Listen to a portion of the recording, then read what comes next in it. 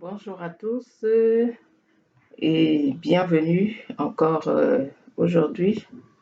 Je pense que vous n'êtes pas sur cette vidéo au hasard.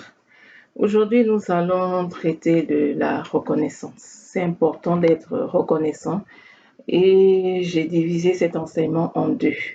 On va d'abord voir la reconnaissance vis-à-vis de Dieu et dans une prochaine vidéo, on verra la reconnaissance envers notre prochain, celui qui nous a fait du bien, celui qui a pu impacter nos vies positivement. Donc la reconnaissance vis-à-vis de Dieu, c'est important de savoir s'arrêter pour dire merci au Seigneur. Merci parce qu'il fait tellement de choses dans nos vies. Merci.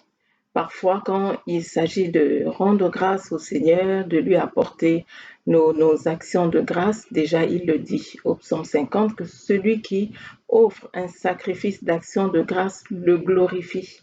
C'est important de se tenir devant le Seigneur pour lui dire merci, de s'arrêter de temps en temps. Il mérite vraiment nos actions de grâce.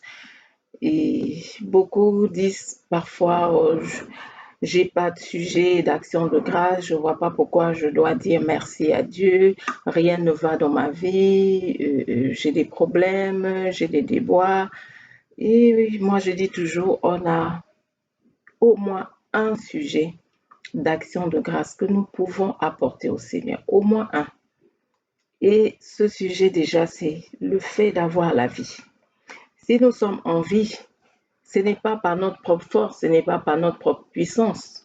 Quand la parole de Dieu nous le dit, nous sommes en vie, c'est grâce à Dieu. C'est lui qui renouvelle le souffle de vie. Et quelqu'un a dit, et j'ai beaucoup aimé cette citation-là, c'était une de mes partenaires de prière, une maman fidèle avec qui je priais, qui disait toujours, allez si vous pensez que c'est votre réveil qui a permis que vous soyez debout ce matin. Apportez le réveil dans une morgue. Programmez ce réveil, même toutes les 15 minutes, dans une morgue, et vous allez voir si une seule personne va se lever. Et oui, et j'ai beaucoup aimé cet exemple.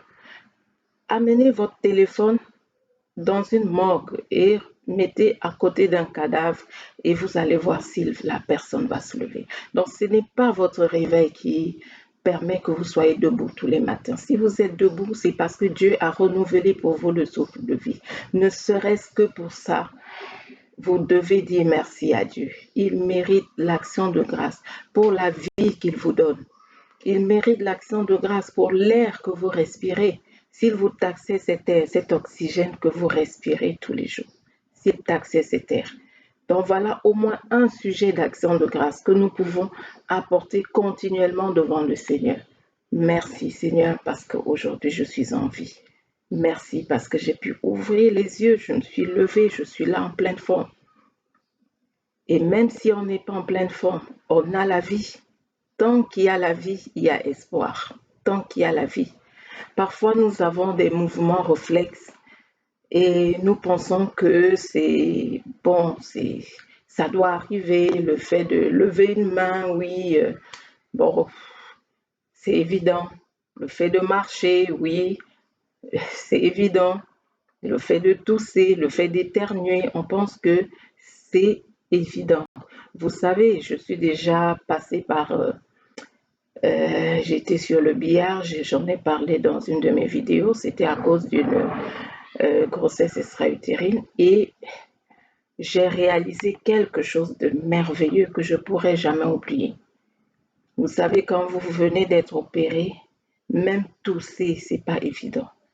J'avais envie de tousser, mais le seul fait que ça montait, la douleur que ça occasionnait au niveau de mon ventre était horrible, horrible. Je me suis rendu compte que, et on ne se rend pas compte que même tousser de manière normale, ce qui est pour nous un réflexe, un mouvement réflexe, mais on ne se rend pas compte que c'est une grâce. C'est une grâce. Le fait de parler, il y a des gens qui ne parlent pas. Il y a des gens qui ne marchent pas, qui voudraient marcher mais ne peuvent pas. Il y a des personnes qui voudraient bouger les mains comme nous mais ne le peuvent pas. soit parce qu'elles sont paralysées, soit parce qu'elles n'ont pas de bras, elles n'ont pas de mains. Donc, il y a des choses pour nous qui sont peut-être parce qu'elles sont coutumières, nous avons l'habitude de les pratiquer, qu'on ne se rend plus compte que ce sont des grâces au quotidien. À cause de tout cela, disons merci à Dieu. Il mérite que nous nous arrêtions de temps en temps, même quand nous avons des problèmes.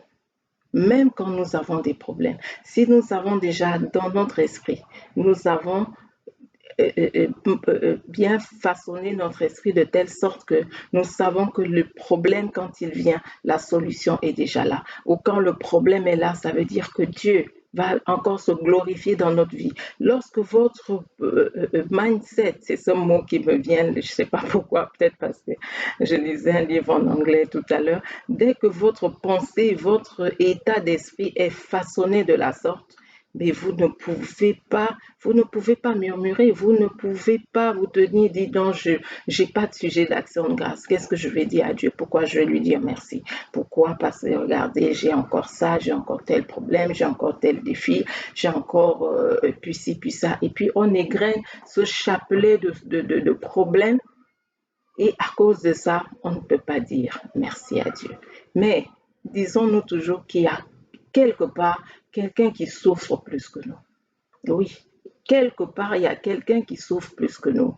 Une fois, j'étais dans un centre hospitalier parce que j'avais quelques douleurs au ventre.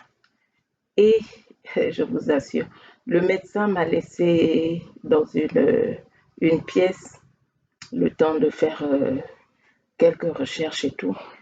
Mais je vous assure, j'ai entendu une dame qui hurlait. Elle hurlait tellement que ça m'a fait oublier ma situation, ça m'a fait oublier ma condition.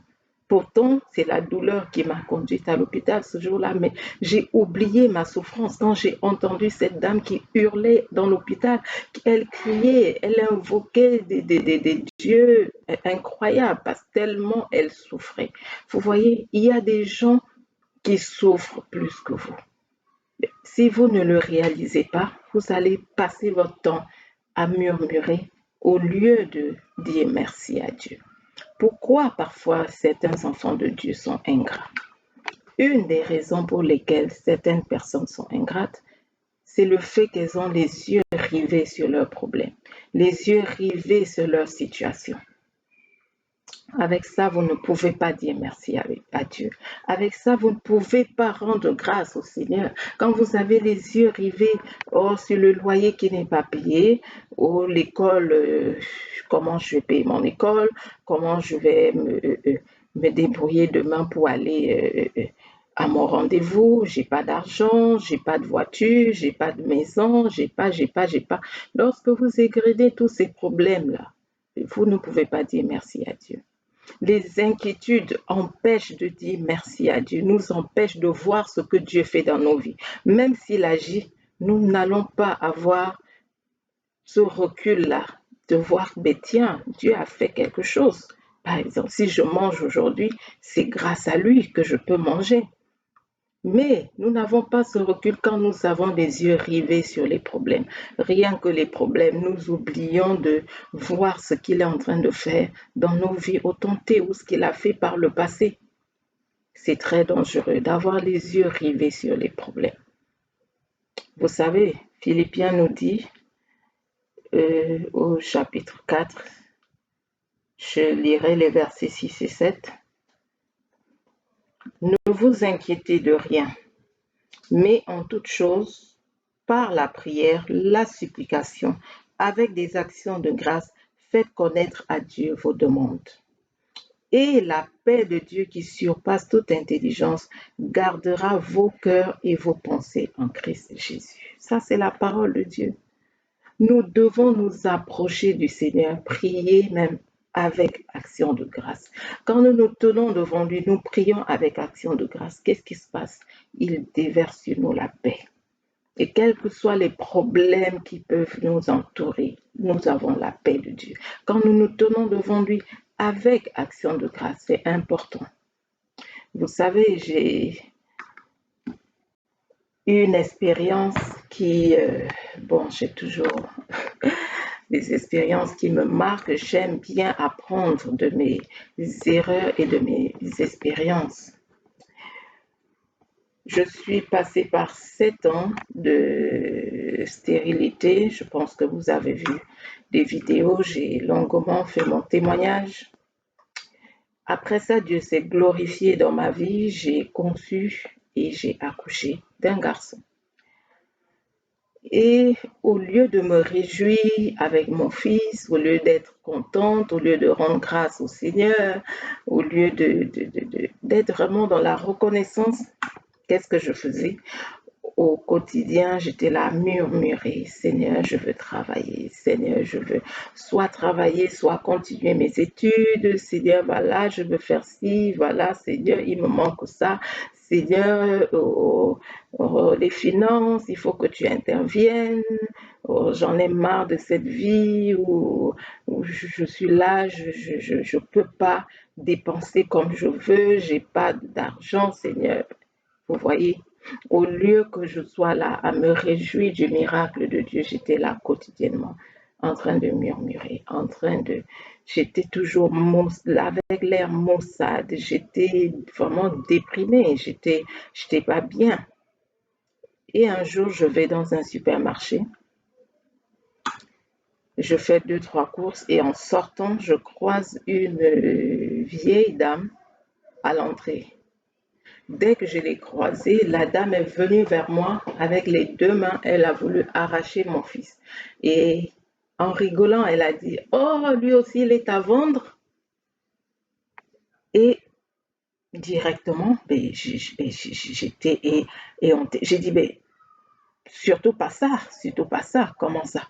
Il est à vendre. C'est pas parce que je suis au supermarché, qu'est-ce qu'elle a dans la tête, cette dame? Et elle s'est approchée de moi, elle me dit, oh, madame, vous avez de la chance. Avoir ce garçon, ce beau bébé. Oh, quelle grâce vous avez. J'aurais tellement aimé être à votre place, madame. Vous savez, j'ai plus de 60 ans. J'ai pas eu d'enfant. J'ai pas pu avoir d'enfant.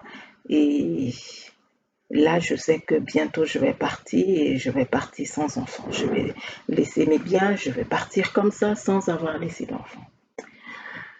Je vous assure, il fallait pas plus que ça pour que je réalise ma folie, pour que je réalise que qu'est-ce qui t'arrive toi? Dieu t'a fait grâce, Dieu t'a donné ce beau bébé et tu es là tous les jours en train de murmurer, tu es là tous les jours en train de pleurer parce que tu veux des finances, parce que tu veux un travail, parce que tu veux une maison, parce que, dis donc. Et je ne me suis même pas retournée pour regarder cette vieille. Je ne sais pas, est-ce que c'était un être humain? Est-ce que c'était un ange qui m'avait été envoyé? Je ne sais pas. Mais ce qui est sûr, c'est que je suis rentrée chez moi dans la repentance. Et j'ai changé du mon attitude. J'ai changé mon attitude. Seigneur, je te demande pardon, je ne le referai plus jamais. J'étais là, au lieu de voir le miracle que tu as accompli dans ma vie, j'étais là à murmurer, j'étais là à penser du n'importe quoi de toi, Seigneur. Mais qu'est-ce que c'est que ça? Mais c'était la folie. C'était la folie. Quel exploit qu'une femme stérile puisse concevoir. Pour ceux qui n'ont pas écouté ma vidéo, allez regarder. Mais jusqu'aujourd'hui, les gynécos me demandent comment moi j'ai fait pour concevoir. Et c'est un miracle extraordinaire, quelque chose qui ne pouvait pas se faire humainement, naturellement. Mais Dieu l'a fait. Au lieu de me réjouir, au lieu d'être dans l'action de grâce, je suis là, dans des soucis, dans des inquiétudes, dans des problèmes. Donc j'ai totalement changé d'attitude. Je vous encourage, apprenez à dire merci à Dieu. Merci, dire merci, ça ouvre la porte des miracles. C'est pas pour rien que quand Jésus s'est retrouvé devant le tombeau de Lazare, qu'est-ce qu'il a dit? Père, je te loue parce que je sais que tu m'exauces toujours. Il a d'abord rendu grâce. Et le résultat, c'était quoi? Le miracle. Lazare est sorti vivant du tombeau. L'action de grâce ouvre la porte au miracle. Dieu a dit de nous approcher de lui avec action de grâce. Avec action de grâce. Ensuite, il déverse sur nous la paix. Mais il ouvre les portes. Il agit. L'action de grâce. Apprenons à dire merci au Seigneur. Même si par nos yeux refusent de voir l'évidence parfois, de voir ce que Dieu est en train de faire dans nos vies ou autour de nous. J'ai dit, on a au moins un sujet, la vie. La vie. Et même si on a des problèmes, rendons grâce à Dieu. Jésus n'est pas venu commencer à murmurer devant le tombeau de Lazare, ou a dit, Seigneur, pourquoi tu as laissé que ça arrive? Seigneur, pourquoi mon ami est mort? Seigneur, pourquoi tu as permis cela? Et puis ci, et puis ça, non. Jésus a rendu grâce au Seigneur. Père, je te loue parce que je sais que Dieu m'exauce toujours. Dans des situations que vous vivez, sont là pour la gloire de Dieu. Vous devez rendre grâce au Seigneur afin d'ouvrir la porte du miracle. Seigneur, je te rends grâce parce que je sais que ma situation, je suis malade, mais je sais que cette maladie n'est pas pour ma mort, mais pour ta gloire. Seigneur, je te rends grâce parce que je sais que ma situation actuelle n'est pas pour que je tombe, n'est pas une pierre d'achoppement devant moi, mais pour que ta gloire se manifeste. Quand nous faisons ça, nous ouvrons la porte au miracle. Et c'est pas pour rien, je terminerai par ce merveilleux verset que j'aime beaucoup, de David qui dit, je bénirai l'Éternel en tout temps. Je bénirai l'Éternel en tout temps. Est-ce que nous bénissons l'Éternel en tout temps? Le bénir, c'est dire du bien de lui dire merci en tout temps. Qu'il fasse chaud, qu'il fasse froid, qu'il neige, qu'il vente, disons merci à Dieu. Dieu sait pourquoi il va t'envoyer la pluie. Il sait pourquoi il va t'envoyer la chaleur. Il sait pourquoi il va t'envoyer la famine. Il sait pourquoi il va t'envoyer la sécheresse. Il sait pourquoi tu vis ci, pourquoi tu vis ça. Il sait pourquoi. Ce n'est jamais pour ta perte. Ce n'est jamais pour t'anéantir. Ce n'est jamais pour te détruire. Ce que Dieu fait est toujours bon. On a vu ce passage ici, toute chose concourt au bien de ceux qui aiment Dieu. Ce n'est jamais pour t'abattre, ce n'est jamais pour te faire du mal, te nuire, jamais. Dieu n'est pas là pour nuire à ses enfants. C'est toujours pour ton bien, pour t'enseigner, pour te fortifier, pour que tu sois inébranlable. Ça a toujours un but, les problèmes que nous avons. Bénissons l'Éternel en tout temps. Qu'est-ce que tu vis aujourd'hui? Bénis l'Éternel et la porte du miracle s'ouvrira devant toi. Sois béni et à une très prochaine vidéo.